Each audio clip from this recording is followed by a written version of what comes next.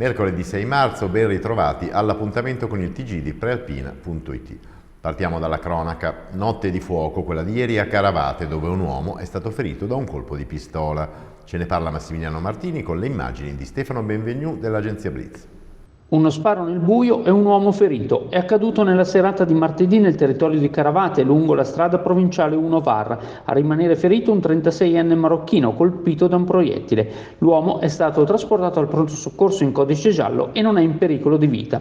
A trovare sulla strada l'immigrato, 36 anni, irregolare in Italia con una lunga lista di precedenti, è stato un operaio che stava andando al lavoro alla Colacem.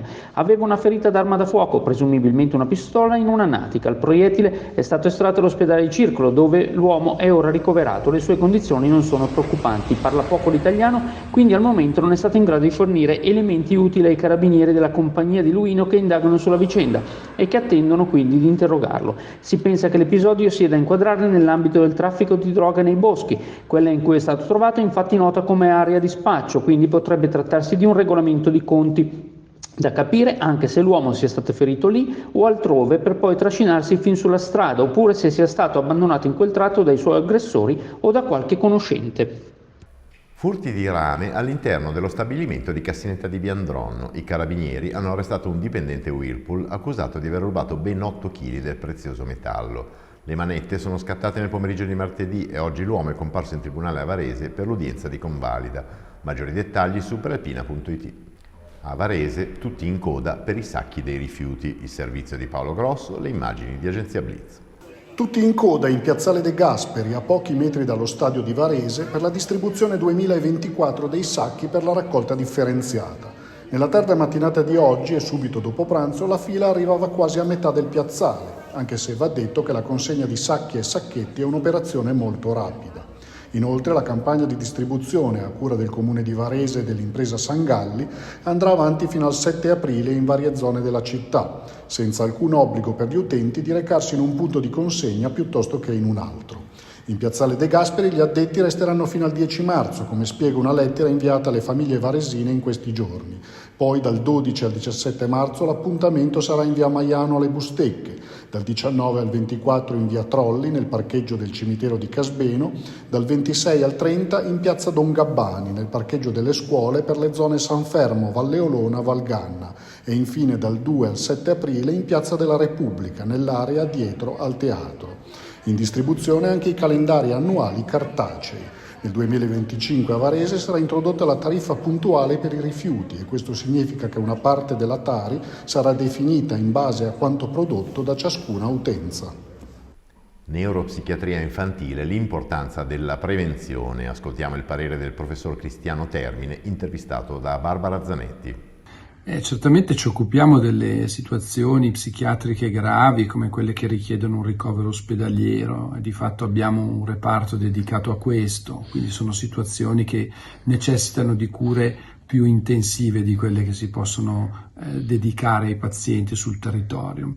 Però buona parte di queste situazioni si potrebbero prevenire se identificate precocemente le condizioni che spesso sono alla base di secondarie complicazioni nel tempo, e questo è un po' il lavoro che abbiamo portato avanti negli anni e stiamo cercando di rinforzare ancora di più, rinforzando i poli territoriali dall'Aveno ad Arcisate a Luino, alle strutture che sono connesse alla neuropsichiatria infantile, in particolare alle scuole e i servizi sociali, quindi l'interazione con loro, l'identificazione precoce dei bambini a rischio, e quindi quando danno i primi segnali di allarme all'interno del contesto fisiologico della scuola ci consente, anche con progettualità che portiamo avanti con l'ufficio scolastico di Varese da molti anni, di intercettare e di accompagnare queste difficoltà dello sviluppo anche con il supporto e l'aiuto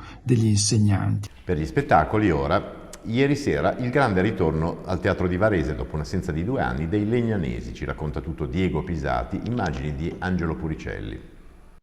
La Mabilia si veste da Barbie, la mistica da Harry Potter.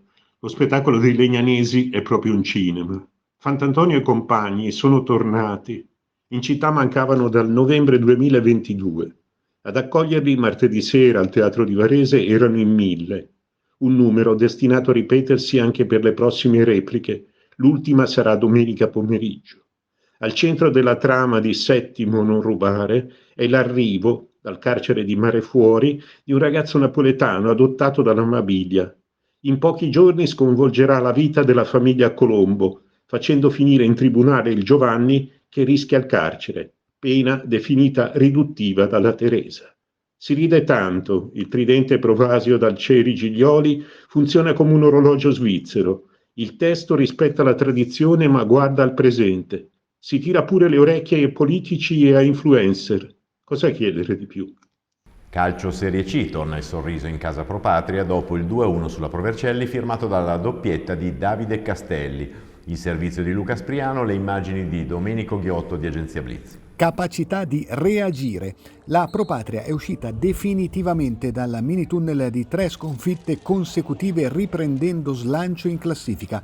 La vittoria di ieri sulla Pro Vercelli, arrivata dopo il pareggio di Trento, certifica la vitalità di una squadra che, attraversando momenti altalenanti, sa comunque mantenere un ritmo rassicurante considerando l'obiettivo stagionale, ossia la salvezza. E la doppietta decisiva di Davide Castelli ribadisce il valore di un attaccante che il direttore sportivo Sandro Turotti era riuscito a farsi cedere in prestito dal Genoa anni fa, quando il ragazzo, pur promettente, doveva ancora trovare identità e spessore. Era reduce dall'esperienza spagnola al Villarreal, aveva bisogno di una piazza per crescere, trovarsi, mettere in pratica le potenzialità. Ha trovato la Pro Patria ed ora è in decollo, già 10 gol in campionato. Dopo il 2-1 alla Pro Vercelli la classifica dei biancoblù è più serena, ma serve ancora fieno per riempire la cascina salvezza. La prossima occasione, sabato alle 18:30, trasferta a Lumezzane. Brutto cliente, ma si può fare. Infine le anticipazioni sui contenuti del giornale che troverete in edicola domani. La parola al collega Massimiliano Martini. Chi ha detto che Como e Varese sono città rivali? Dal 20 al 24 marzo la Terra dei Laghi sarà in mostra nel capoluogo lariano. Per sviluppare il turismo bisogna fare sistema, ce lo spiega Marco De Ambrosis sul giornale di domani. A Varese analizziamo un fenomeno, quello dell'allarme delle botteghe alimentari, dove c'è un calo di clientela rispetto all'epoca pre-Covid che costringe i negozianti a una perenne crisi. Adriana Morlacchi è andata a intervistarli in via Carrobbio, nella storica area della Motta. Ancora focus sanità dopo la visita dell'assessore regionale Guido Bertolaso, perché si moltiplicano le segnalazioni sui lunghi tempi d'attesa. E per lo sport, sul giornale di domani, risultati e commenti della partita di basket di Varese in FIBA Cup e dell'UIBA che va a Chieri per il turno di campionato. E con questo è tutto, l'appuntamento a domani come sempre alle 19, vi auguriamo una buona serata.